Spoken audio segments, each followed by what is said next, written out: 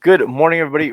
Greg and Ryan here with Bench Your Addiction, and today we're going to talk about how to get back on track with your training. We figure it's a good topic to come around the new year. This is about the time everybody gets right back on track. They're like, this is going to be, we're going to change everything, right? Right. And so we're going to talk about some tips around that, basically. So go with Yeah. you, The Greg. the biggest tip is to not try to change everything all at once. Like if you don't know how to do piecemeal, if you don't know how to do like a progression, then I suggest that you find a professional that be able to kind of direct the steps. Or the same can be related to recovery. Like if you don't know how to stay sober, man, like one of the things that is said is easy does it, right? Because like if you've been drinking, using for however long, then you're not going to change that in a freaking day, nor are you going to, be on top of the world. You might be on top of the world, pink cloud, whatever, for a little while, but you're not gonna. It ain't gonna last. And what do you do when you hit the wall? Because it inevitably comes. It comes for everybody, whether you've stuck to it for a long time or you haven't, right? And so, for example, I had my cross country move. I got married, starting a job here soon, and new career trajectory. And how did I get back on track? Well, today my wife and I went to the gym. Nothing special. We did 3 different weightlifting exercises and then 10 minutes on the stairmaster, and then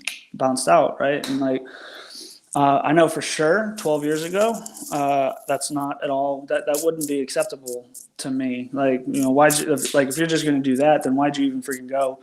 Like, it's time to put in the work, an hour and a half, 2 hours, completely kill myself and potentially injure myself in the process, which is something that I've also done.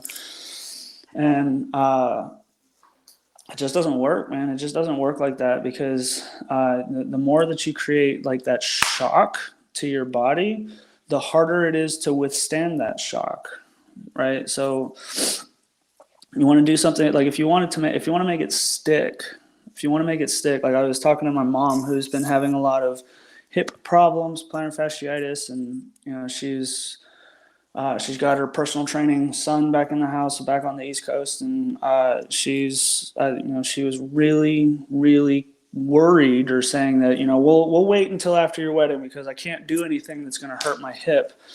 And I kind of quelled that fear when I told her, it was like, if we do this right, if we start you properly, then we'll finish a workout and you'll be like, really? That's it? Because like, especially when dealing with an injury, you have to kind of tread cautiously and kind of flirt with that line. Like, you don't want to just jump right over it and then end up on your back paralyzed for another 2 weeks, and you say that's the worst experience you've ever had and you're never going to get back to it because it sucked, which is the mindset that gets a lot of people trapped, right? So like, she kind of calmed down when I said, listen, if we do this right, you're going to be like, really? That was a workout? I'm like, yeah, that was a workout. Same thing with the way that I kind of got into it, man. Like, what I did in the gym, my body feels good. I may or may not be sore tomorrow, but like, I feel good. It was good to sweat. It was good to breathe hard a little bit, and then just leave, right? And so like, build back into the progression, because I see this mistake all the time of people who used to train start training again, and they bench 315 in high school. So don't you know that they're at least going to warm up with 225,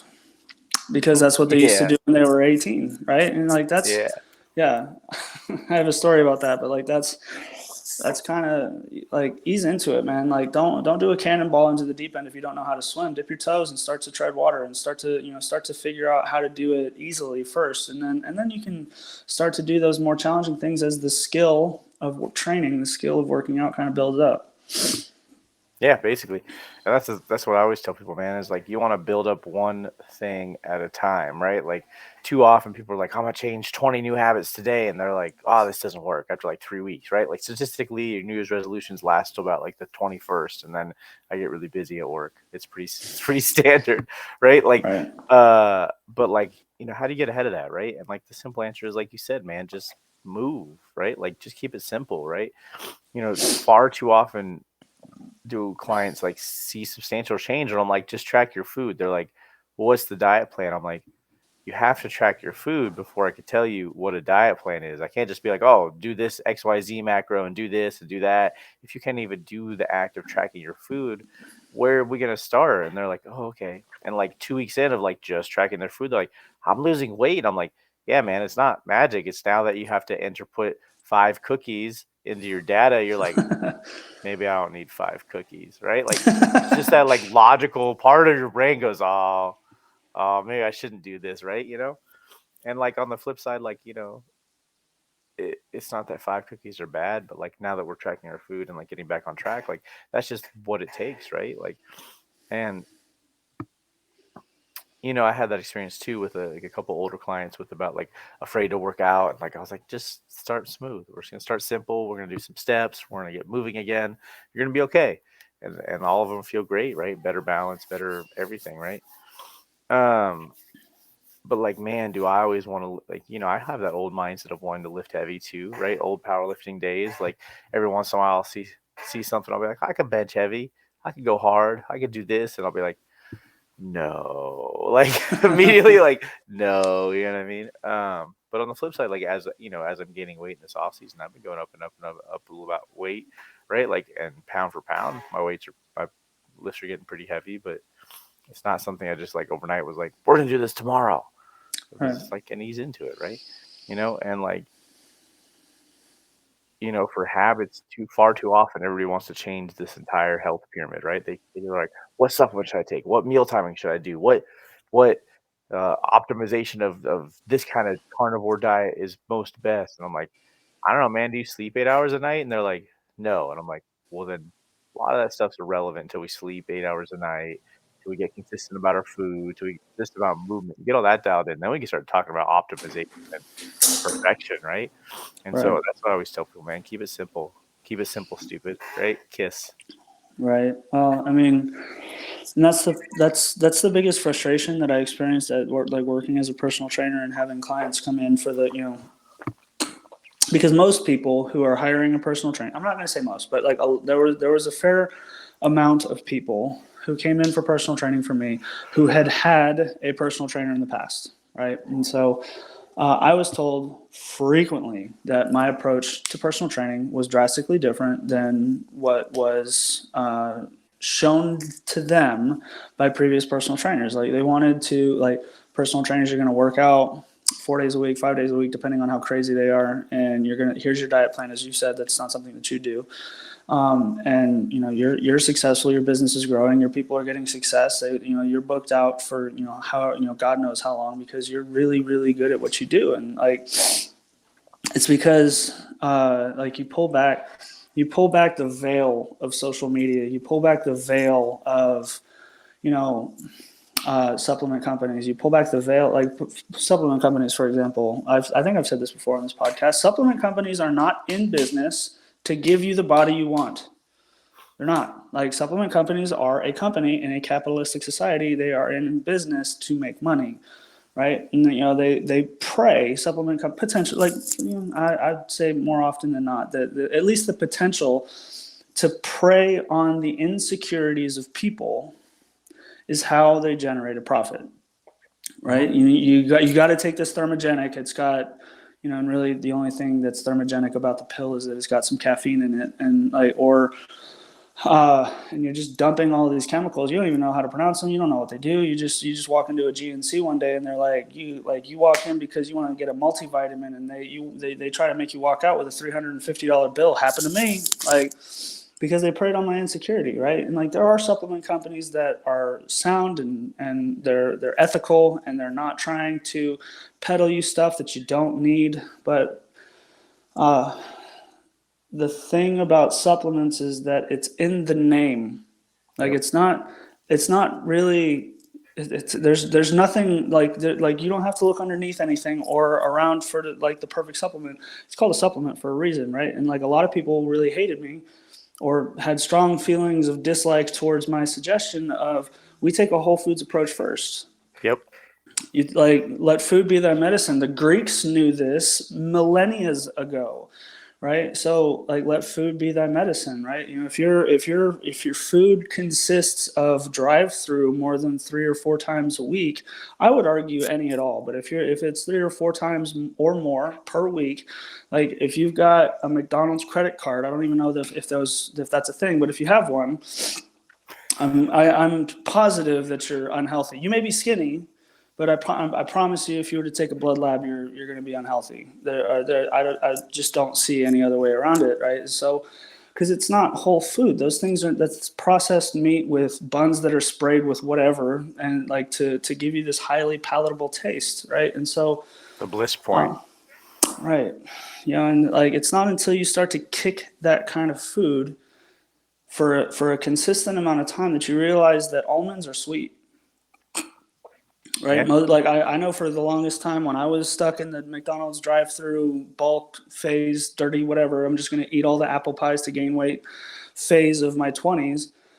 Uh, when I started to try to transition into healthier foods because I was starting to lose energy and I just started to feel like dog crap all the time, Hmm. I started eating almonds and I might as well have been crunching on rocks. Like this sucks. Who the hell eats unsalted almonds? But as I Me. kept that, there you go. Like, and you also have a six pack or damn near close. You could have a six pack in 6 weeks or Hmm. less Hmm. because Hmm. you maintain a certain standard of health. And so like the biggest like one of the biggest things if it, like as we want as we get into the new year, if you are a New Year's resolutioner and you want to get healthier and you think that you're going to get a multivitamin or a supplement that's really like as you talked about with the 8 hours of sleep, I would suggest that you take a good long hard look at what foods you're eating first. What foods are Yep. you eating and in what quantity? Like, as you just mentioned, the 5 cookies. So, if you're eating a Big Mac and a Whopper and like all this stuff throughout the week, then maybe go to the grocery store and don't go to the middle aisles. Yep. Maybe walk around, Yep. walk all the way around the grocery store, and if you like, check it out, and you'll understand what I'm talking about. Yeah, man. I always talk about that shopping tip. Like, always shop on the outside ones. Anything in aisles is meant to like trigger you, right? Anything with like cartoons on it is either nostalgia or targeted towards your kids, right? Like, and it's great when you start to see how marketing works, and you're like, cool. If I just ate whole foods, I'd be most likely mostly better, right? Like, 75% of your diet was whole foods, you'd be better off, right? Like, the current American diet is atrocious at best. It's like 60% processed foods, 30% animal fats and proteins, and then maybe 10% fruits and vegetables, right? Like, regardless of if you like fruits and vegetables or not, like, you should eat more of them and you should eat like whole food unless your diet should be processed, right? Like, and especially if you're talking about like weight loss, man, like just eat a bunch of vegetables, right? Like, I always joke that like I'm vegan plus meat.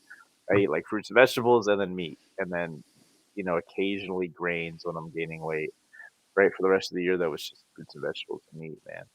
And don't get me wrong, I love meat. I eat a lot of meat for my protein, but like you just said, man, like I'm not downing protein shakes all day to hit my protein numbers. I eat meat, right? Like, people are like, oh, what shakes do you use? And I'm like, none, man. Like, maybe some peanut butter powder in my oatmeal if I'm feeling, like in a bulk phase. You know what I mean? Otherwise, nothing, man. Otherwise, it's just mostly meat and vegetables and egg Yeah. whites and all that unprocessed stuff. And though, like, that's the other funny thing too. You'll see these really hardcore bodybuilders who are like, "Oh, I don't eat processed food," making protein shakes. I'm like, I'm pretty sure that's the most processed thing you can have.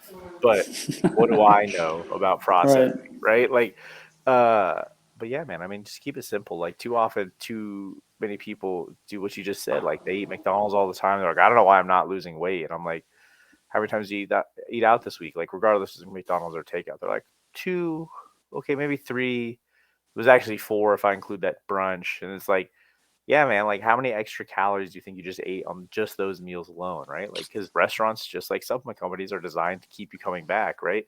And like, we've talked about the bliss point before, but like, it's the literally a marketing term about the perfect combination of sweet, salty, and fat combined into a bliss point. So you just keep eating it, right? Like, I know I definitely had some packaged food around the holidays this year, and like some cookies and candy, and like, I couldn't stop eating it, man. I hadn't eaten sweets since last Christmas, right? Like, and so it's like, yeah, of course I kept eating it, right? Like, but the real thing is like, how do we keep those habits down? How do we build these habits like that are better for the rest of our life? And so, let's say you're brand new to training and brand new to eating right and brand new to all of this, and you just want to change today, right? Like, really start simple. Start with like the three basics: get 8 to 10,000 steps in a day, drink 100 ounces of water, track your food. Like, Three simple things. Those three things will get you through a lot of it, right? And then, then we can start talking about whole food diets and exercising 4 or 5 days a week. And then maybe at that point, if you want to do some supplements, or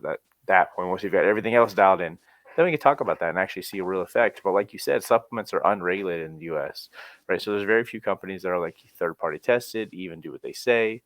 Good things to avoid is anything that says proprietary blend. Like, they're just making things up. That's literally what a proprietary blend means. They're like, we don't want to tell you what's in it, so good luck. Uh, Right. and for the most part, like you said, it's a multi-billion-dollar industry, right? That preys on insecurities. That preys on insecurities. Yeah, man. Yeah, And like like I was, it's I was younger too, and did the same thing, man. Especially when like, oh, take this, you'll get bigger in 3 days. Like, cool, man. Was it steroids? And like, what's funny is like my coach actually, he went to the GNC nearby his gym, and he went in there, and like, so he's very like, we do natural bodybuilding, so we're WADA compliant, which is like the same drug testing that Olympic athletes go by. And okay. so he was going through there, and like they were like showing him this X, Y, and Z, and this fat burner and this thing. And what makes it great? Prohibited drugs, like things that are on the banned list, things that like you probably shouldn't be taking if the Olympic Council was like, oh, this is bad for you. This is like a performance enhancing drug. And half the things in GNC were just on the banned list. And it's like, yeah, no wonder if they maybe have some effect, man. Like, who knows what they're doing to you? Right. Who Yeah. freaking knows? Yeah.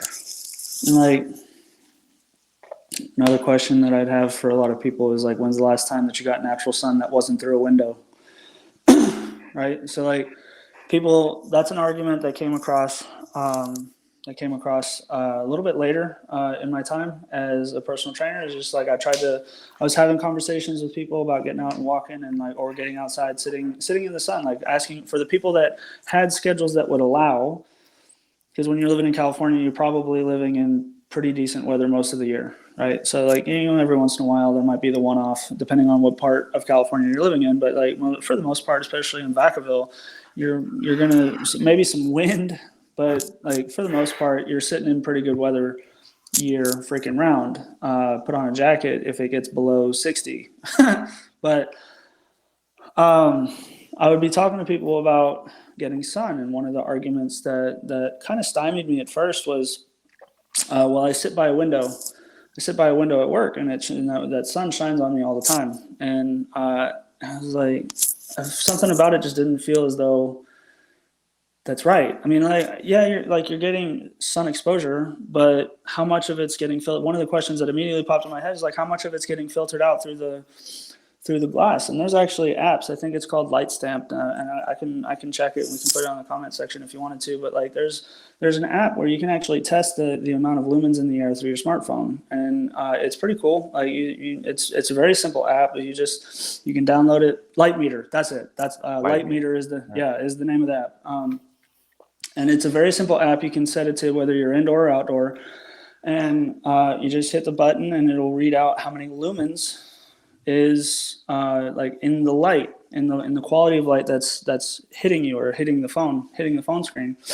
And it's a drastic difference by thousands. Like, it's not even close. So like, even though the light's coming through, a lot of the lumens are not getting to your skin or to your eyes. And like, that sounds a little too sciencey if you like, or like, I know for sure people's eyes rolled over when I said lumens, and it was just like, oh my gosh, he's talking science. I know, like, I almost failed chemistry. I'm not doing this. This is stupid. But like, essentially, technical term is like, a lumen is how a candle in 1 square inch cubic meter, how bright that candle is, right? And so the brightness, your body, your skin, your eyes all reflect and interact with the light that you're exposed to, right? And so something that's really simple is go outside, even if it's cloudy. I promise. Like, you do Light Meter.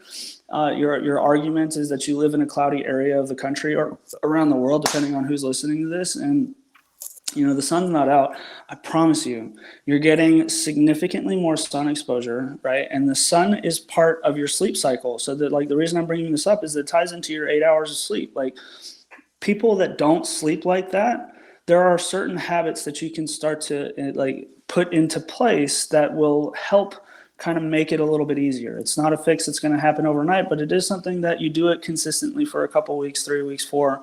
You'll start to notice gradual change, right? Because nothing happens as fast as you want it to. But you start to go outside in the morning as early as the sun breaks. The sun, sun, whatever it is. I'm not a geologist.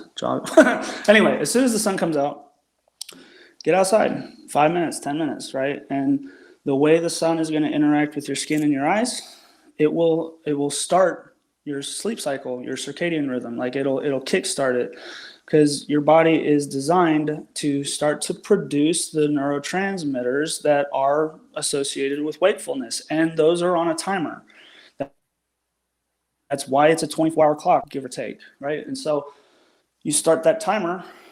8 hours later, your body starts to produce the stuff that helps you feel sleepy, that helps you feel relaxed. Maybe not sleepy, but relaxed, which is exactly the mindset that and the physical state that you want to be in as you're transitioning into sleep, right? And so, like I bring all of that up because, like, if sleep is something that you struggle with, I obsessed about sleep for a long period of time, and like there's people study it all the time, and we still can't necessarily explain everything as humans want to scientifically, but sleep, the more like there's something called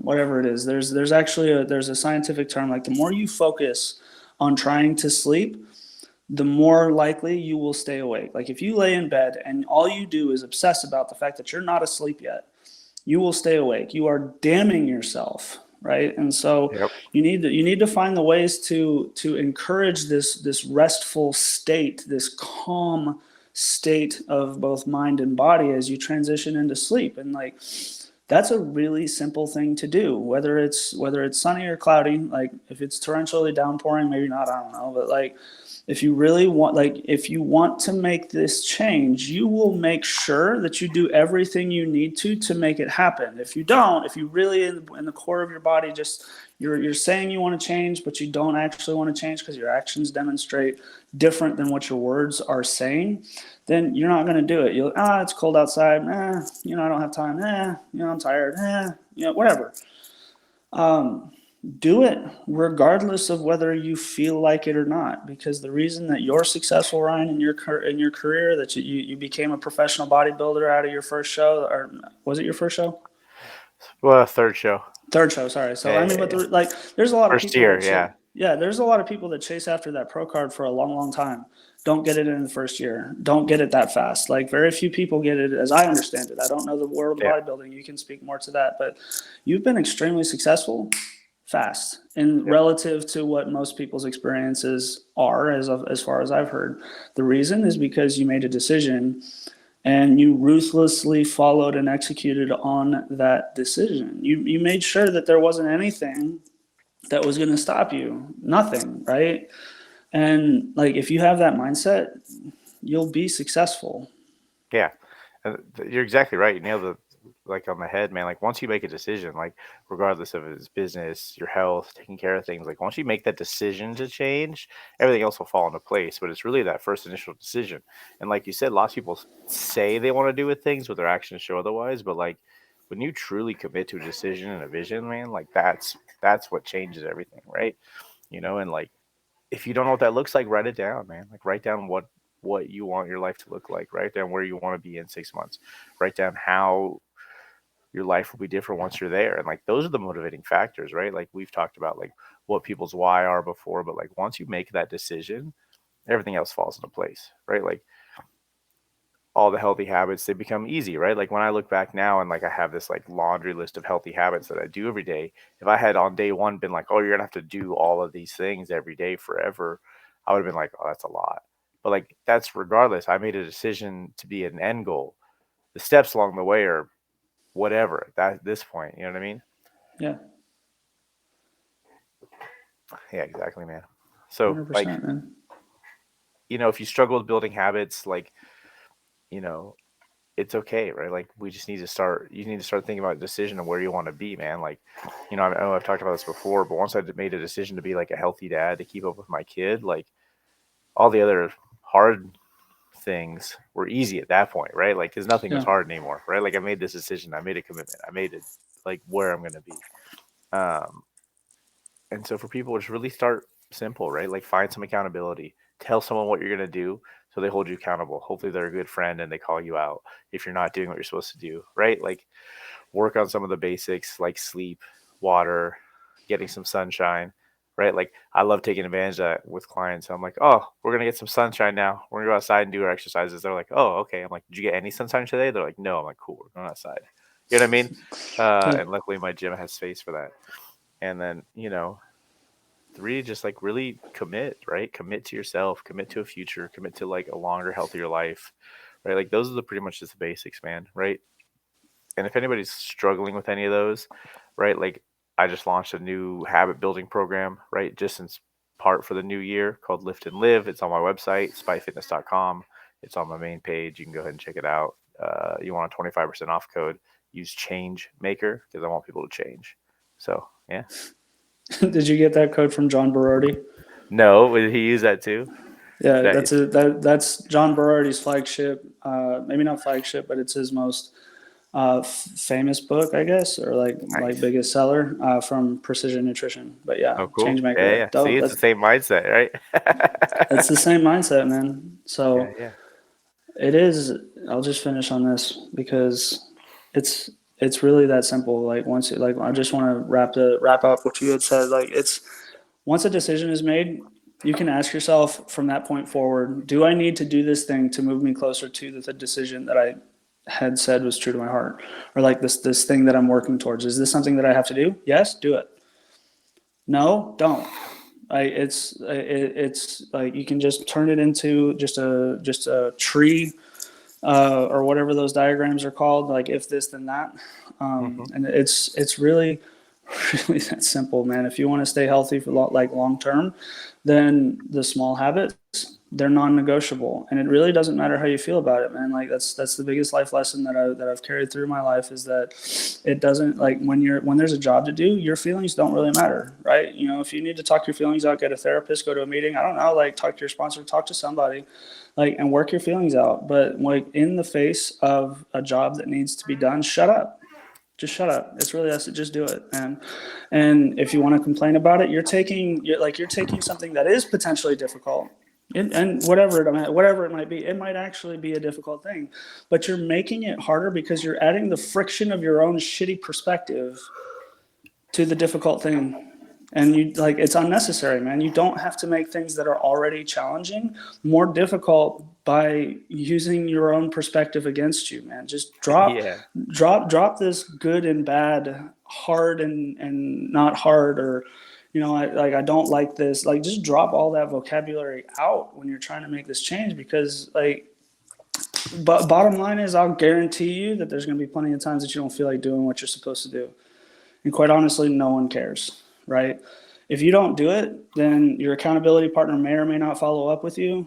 Your spouse may or may not like hold you to it or whatever. But at the end of the day, if you don't do something that you said that you're going to do, the person that knows is you, and that's a corrosive thread that will eat away at your self-esteem. I'm speaking from personal experience, man. That is a corrosive thread, man. If you're the kind of person that fails to follow through on the things that you say that you're going to do to yourself, you're eating away at your own integrity. And the next time that you say you're going to do something, it becomes that much more difficult because you've lost that much more belief in your own ability to solve problems. And like, as soon as that's bankrupt, good fucking luck, man. Like, good luck. Like, so do the small things, do them repeatedly, build the belief, build your self-esteem as a problem solver, as somebody that gets the job done, and do that with the small tasks, and then the bigger tasks don't seem as daunting when you get to them. Yep, exactly, man. I always say, like, if you want to build self confidence, just keep your promises to yourself. Done. Yeah. All right, everybody. Have a great week, and we'll see you all next week. Yeah.